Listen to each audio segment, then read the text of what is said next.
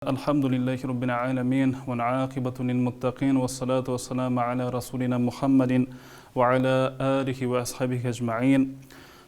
Бүгінгі сіздерге айтатын тақырыбымыз алдымызда келе жатқан ереже байы. Араб тілінде ража байы деп жатады, қазақи тілде бұл ереже байы деп жатамыз. Осы ереже байы тоқталып кететін болсақ, бұл ереже байында не істеуіміз керек? Қалай ораза ұстауымыз керек? Қалай ғибадат құлшылық жасауымыз керек? Алла Тағала Құран-ы Кәрімде өзі ескертіп жатыр Тәубе сүресінде.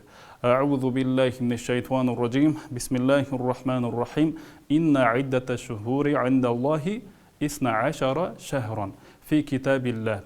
Яума халақас самауати вал арда минха арбаатун хурум дейді. Алла Тағала Құран-ы Кәрімде өзі айтып жатыр Тәубе сүресінде. Аспан мен жерді жаратқаннан кейін Алла Тағала айларды 12 айға бөліп қойды. Сол айлардың ішіндегі, Алла Тағаланың құзырындағы айлардың ішіндегі 4 айды Мухаррам айы деп белгілеп қойды. Ол Зулқаада, Зулхиджа, Мухаррам және Ражаб айлары. Осы Ражаб айлары қазіргі біз қозғайын деп жатқан тақырыбымыз ереже байы дейміз. Сол араб тілінде бұл Ражаб айы деп аталады. Өйткені Алла Тағала не үшін бұл Мухаррам айлар деп айтты, құрметті айлар деп айтты. Өйткені бұл айларда арабтарда осы ай келуменен, ережеп айы кіріп келуменен қан төгіліс, адам өлтіру, зұлымдық жасау, зомбылық, ұрлық, сондай нәрселер тыйылады, яғни қайтарылады. Осы ережеп ай кіріп келуменен қылыштары қындарына салынады, біреуге зұлымдық көрсетпейді. Бұл ереже байы сондай пайғамбарымыз саллаллаху алейхи уассалам өзінің көркем хадистерінің бірінде айтып жатыр, не дейді? Аллахумма барик лана фи Ражаб ва Шаъбан ва баллигна Рамадан дейді. Не дейді? Пайғамбарымыз саллаллаху алейхи уассалам дуға жасайтын. Дуға жасағанда Аллахым бізді Ражаб айын және Шағбан айын бізге берекелді ете көр, және Рамазан айына бізді аман есен жеткізе көр деп дуға жасайтын болған. Бұл ереже байы сондай Алла Тағаланың құзырында, қасында құрметті айлардың бірі. Бұл айда не? Жаңағыдай қалай ғибадат, қалай құлшылық жасаймыз, қалай ораза ұстауымыз керек. Басынан аяғына дейін түгел үлкен ораза секілді ұстауымыз керек пе, жоқ, әлде бөліп ұстасақ болады ма? Бұл ереже байында ғалымдар айтады екен, бұл ереже байы Шағбан айы үлкен Рамазан айына дайындық деп. Сол себепті бұл дайындық айы. Мысалы үшін біз намаз оқитын болсақ, намазымызға дайындаламыз ғой, дәретімізді алып, жаңағыдай азанымызды айтып, қаматымызды айтып. Сол секілді бұл үлкен Рамазан айына ереже байы мен Шағбан айы дайындық айы деп айтқан екен ғалымдар. Пайғамбарымыз саллаллаху алейхи уассаламның хадисіне сүйенетін болсақ, хадисінің мағынасында Пайғамбарымыз саллаллаху алейхи уассалам не дейді? Алла Тағала сіздерге бір жылдық 12 айға бөліп қойды, бір жылды.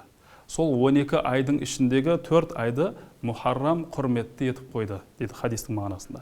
Сол 3 айы кетпе-кет келеді, артында Ражаб айы басқа уақытта келеді деп хадистің мағынасында солай деп айтып жатыр. Имам Шафиғидің сөзіне сүйенетін болсақ, үлкен имам ғалым, бұл 4 мазхабтың бірі. Имам Шафиғи не дейді? 5 күн бар дейді.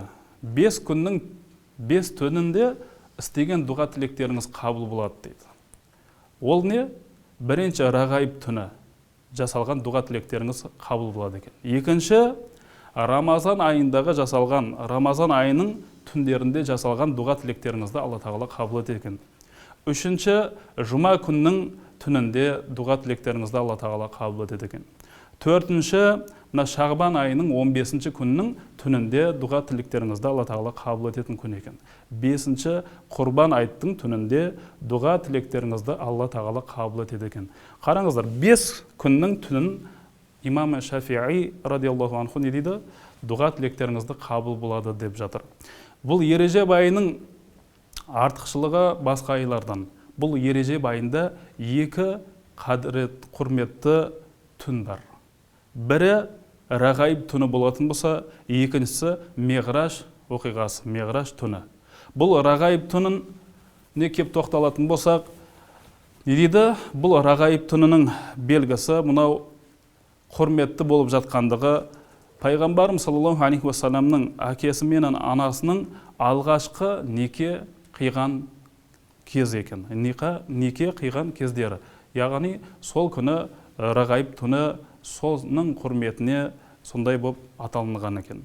Енді екінші мына Меғраж оқиғасын білесіздер. Меғраж оқиғасы Алла тағаланың қалауыменен пайғамбарымыз саллаллаху алейхи уассалам Меккеден Масжидул Ақса, қазіргі Израиль деп жатамыз, сол жерге барып, сол жерден Алла тағаланың құзырына барғандығын білеміз тарихта, және осы нәрселердің айтылғандығы. Сол себепті бұл ереже байында екі құрметті түн бар деп атқанымыз сол. Рағайып түні менен Меғраж түні.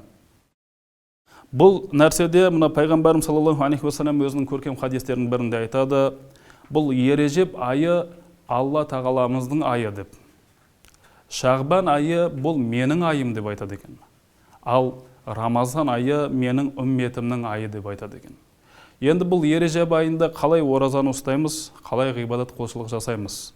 Мысалы үшін Рамазан айы секілді басынан бастап соңына дейін үзбестен ұстауымыз емес, яғни басында ұстаймыз ба, ортасында ұстаймыз ба, соңында ұстаймыз ба, еркіңіз. Болмасам жаңағыдай 5 күн ұстайсыз ба, 10 күн ұстайсыз ба, өзіңіздің қалауыңыз, Алланың қалауымен. Өйткені бұл айда ғибадатымызды, құлшылығымызды көбейтуіміз керек. Оразамызды да, және де намазымызды да, тахажжудымызды да, Құран оқу нәрсе, Құранымызды да өте көбейтуіміз керек екен. Өйткені пайғамбарымыздың хадисіне сүйенетін болсақ, хадистің мағынасында сахабасынан жеткізіп жатыр. Сахабасы айтып жатыр, осы Рағайып, осы ережеп ай кіруменен мен ойлап қаламын дейді. Пайғамбарым саллаллаху алейхи уассалам ораза ұстаған кезде бұл айда ешқандай аш жеп, тамақ жеуге болмайды екен ғой. Ораза секілді ораза ұстауымыз керек екен ғой деп ойлап қалатын едім дейді. Ай кейбір жылдары дейді, пайғамбарым саллаллаху алейхи уассалам ережеп ай кірген кезде тамақ асын жеп жүретін еді дейді. Сонда ойлап қалам, бұл айда ораза ұстамайды екенбіз ғой деп. Сол себепті құрметті ағайын, бұл ережеп айында біз ораза ғибадат құлшылығымызды күшейтуіміз керек, Құран оқуымызды күшейтуіміз керек, және оразамызды күшейтуіміз керек.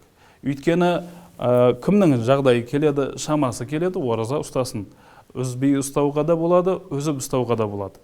Пайғамбарымыз саллаллаху алейхи уассаламның қасына бір сахабасы келіп, я Расулулла, мен ораза үзбей ұстағым келеді дейді. Мен шамам келеді дейді. Сонда пайғамбарымыз не дейді? Дүйсенбі, бейсенбі ораза ұста дейді.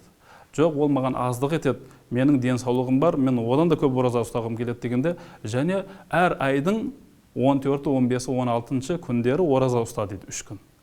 Оған да шамам келеді менің деген кезде не дейді? Онда Дәуд алейхиссаламның оразасын насихат етеді. Бір күн ораза ұста, келесі күні аузыңды аш. Бір күн ораза ұста, келесі күні аузыңды аш деп, солай деп айтып насихат етеді. Сол үшін біз мынау ережебай келе жатыр, қолымыздан келгенше оразамызды да, ғибадат құлшылығымызды да күшейтуіміз керек ағайын.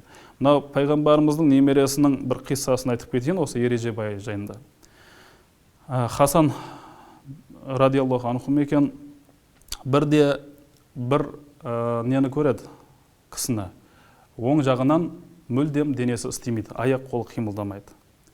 Түйесіне мініп алып жаңағыдай Меккеге қарай жол алады. Меккеге барып, сол қажылық жасайын деп жатса, ешкім жәрдем бере алмайды оған қажылық жасауға. Мен қысқа айтайын, сол кезде пайғамбарымыздың немересі жаңағы айқайлап, жылап жатқан адамды көреді. Сонда қасына барса, үсті басы бүтін, киімі өте жақсы, бай адамдардың киген киімі секілді. Бірақ жылап жатыр. Қасына барады, жаңағыдай, досым неге жылап жатсың дейді. Сонда айтады, кезінде мен әкеме қарсылық шығып едім. Сонда әкем маған ренжіп, кері дұғасын жасап еді. Содан бастап менің мынау қолым мен аяғым қимылдамайды, жұмыс істемейді. Ал енді әкемнен жаңағыдай жәрдем сұрап, Алладан сұрап, дұға жасашы деп айтайын десем, әкем де қасымдағы жүрген, өмірден өтіп кетті дейді. Сол себепті мен осы Кағбаның, Меккенің қасына келіп, Алланың құзырына келіп, жаңағыдай дұға қабыл ететін жеріне келіп, сол жерде айқайлап дуға жасап тілеп жатқан жерім ғой деп айтады. Сонда пайғамбарымыздың немересі алақанын жаяды деген, жайып дуға жасайды екен. Я Раббым Алла, осы пәленше деген құлыңның дәртіне шипа, деніне саулық, басына амандық бере көр. Осы Ережеп айыңның құрметіне осы бауырымызға бойына шипа бере көр деп дұға жасайды екен.